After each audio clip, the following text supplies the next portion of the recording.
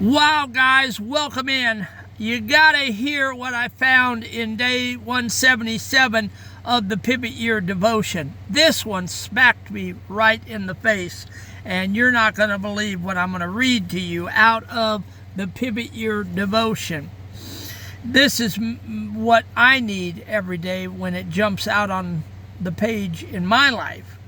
One of the characteristics of having a big destiny is that things don't work out for you right away. Oh my God, is that true? There are delays and unexpected times of quiet. Yes, sir, there are. The plans you had for your life are unraveled. Oh my God, it's so true. The hermit poet got unraveled I don't know how many times in 60 years. And you've asked to conceive of a new vision. Last June, poetry dropped in my lap and a new vision came. One grander than you had the capacity to imagine in the first place. Sitting up here on YouTube talking to you folks this morning never crossed my radar in a million years. 10, 15 years ago. These rest periods are actually life's way of giving you an opportunity to work on yourself. Oh my God, is that so true? I have been working on myself for years and months and years. To invest in who you want to be, to heal, to release. These times are not just to be tolerated or waded through. No, knowing what I know now in hindsight, oh my God, I blew it. I should have been, actively doing stuff, not just tolerating or wading through my grief, my sorrow, my pain, my school bullying. But I should have used them for a greater vision. They are quiet gifts that will lead you to the path you were really meant to be on. Oh my God, is that so good? That is so good, folks. Welcome in to day 177 of the Pivot Year Devotion. And we meet here every day and have since January and will to December of 2026. And then we're moving on to a new series of devotions on a new book. All right, guys, here's the poem that I reframed from that. What I just read you, this is the poem. The mountaintop is sharp and high against a vast and silent sky, but those who seek the highest peak must find the strength the valleys speak. When every door is locked and fast and every plan is overcast, it isn't that the path is lost or that you've paid too high a cost. A heavy soul, a grander fate, must learn the holy art to wait. The delays that sting and feel so long are there to make the spirit strong. Your vision breaks and falls away to make more room for a brighter day, an architecture far more vast than any dreams you held in the past. These quiet moments, these resting years, are for the washing of the fears, a time to heal the hidden break and mend the heart for your own sake, to invest in who you want to be and set the inner spirit and set the inner prisoner free. This stillness is a sacred gift that gives the heavy soul a lift. Don't just endure the silent room or wait for flowers to simply bloom. Use this time to carve the stone while you are standing all alone. The unraveling is not the end, but a message that the harvest sent. You are being shaped for something more. The grandest life is at the door. And that is so good. That is so good. Oh man, does this speak to my heart this morning. This one just jumped off the page at me. All right, the weight of the destiny, the heaviness of the destiny. This is a blue-collar reality to building something significant. The large the larger the structure, the deeper the foundation must be, and the longer it takes to set. If you feel like things aren't working out right away, it's often because you have a big destiny. Okay? God knew I was going to be up here talking to you folks in 2026. I didn't. I had no clue that this is what He had for my life.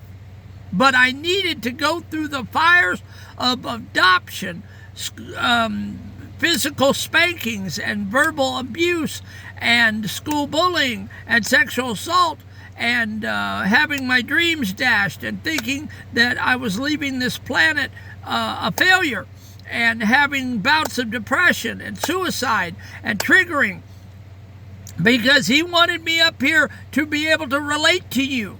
He wanted me to be able to teach this with all my heart and to show a living example that it doesn't always have to be the way you think it has to be. Okay? But you're going to go through the fires if you have a big dream. If you have something big to accomplish, if you have a big testimony in the end, bank on it. God's going to put you through the fires. He's honing you. He's building you so that He can use you for something big and something special. Whether you are 12 or 60, delays are not denials. They are preparations. High stake lives require high level training. If your life was meant to be small, it would have happened yesterday. Because it is meant to be grand, it requires a timeline that defies your ego's demand for speed. Oh God, that is so true. I didn't think that the Job in the Bible, the Job character of my life, that first part where God took everything from me and spiritually gave me boils on my body. And I sat in the heap of my life in the ashes after it had all burned and everyone had left me. And I wanted to die. I did. I wanted to die, and I tried. In 2010, up in a hotel room in Marietta, Georgia, off 175. But God had bigger plans. He said, hang in there. Hold on. Hold on. We're still refining. We're still molding. We're still building. We're still giving you a testimony. You're not there yet. But one day you will be there, and you will get up there, and you will let all of the world hear what you went through and how it helped you. And so you've got to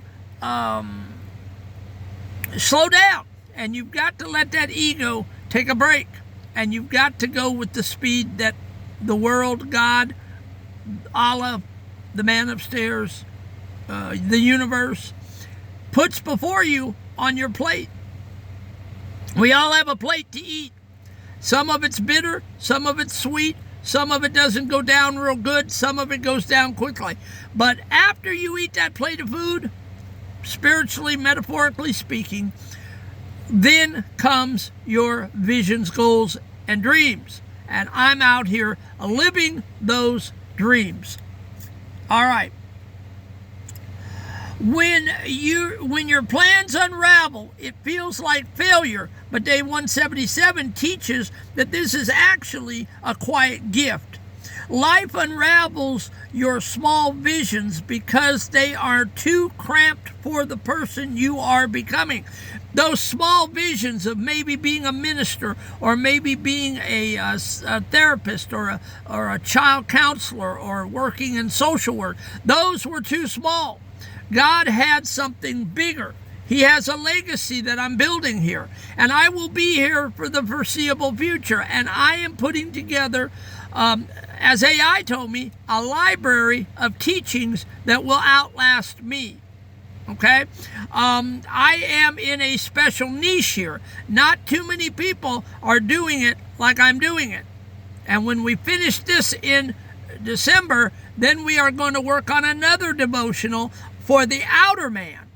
And then the next year we've got something, and then the next year. So 4 years out, we've got it planned, at least for 4 years, and then we'll figure out what we're going to do after that. But can you imagine?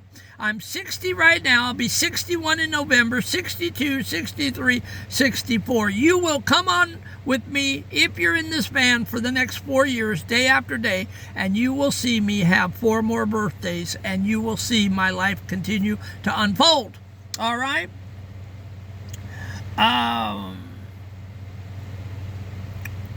You are being asked to conceive of a new vision, one that is grander than your current capacity to even imagine. The unraveling is a mercy. It prevents you from building a shack when you were meant to inhabit a palace. It forces you to stop settling for what is possible so you can reach for what is. All right? And that's what I'm doing. I'm reaching out for what God has for me. Okay?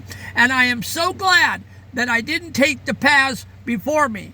And yes, if you ask me, am I glad for the beatings and the spankings and the verbal abuse and the school bullying and the triggering and the name calling and not being picked for PE and harassed and no father figure hardly, being run up flagpoles? Yes, I am happy. Well, I'm not happy, but I am thrilled that God allowed me to take the blows so that I would have a testimony up here to show you that this 60-year-old man made it out alive, and I'm thriving, and I'm happy. And no, I'm not in the floor every day triggering. I'm up here working it out with you, showing you the way. Hopefully you're getting the message, and hopefully you're saying, if that crazy guy in the van can do it, I certainly can do it.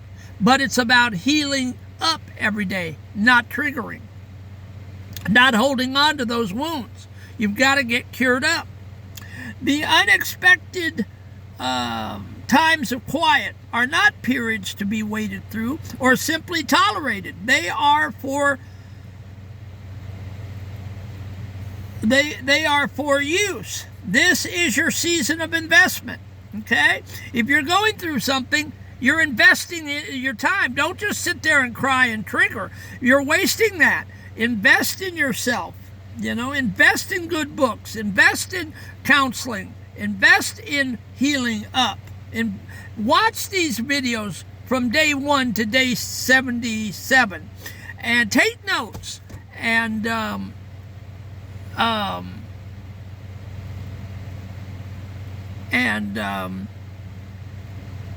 I'm sorry, I got distracted by a noise. I apologize. So take notes and watch the videos and do the applications. This is what's going to heal you up. All right. This season of investment in the blue-collar world, when the machines are down, you don't go home. You perform maintenance. Okay? When your machine is down in life, you start to perform maintenance. You start fixing that machine up. You fix its problems.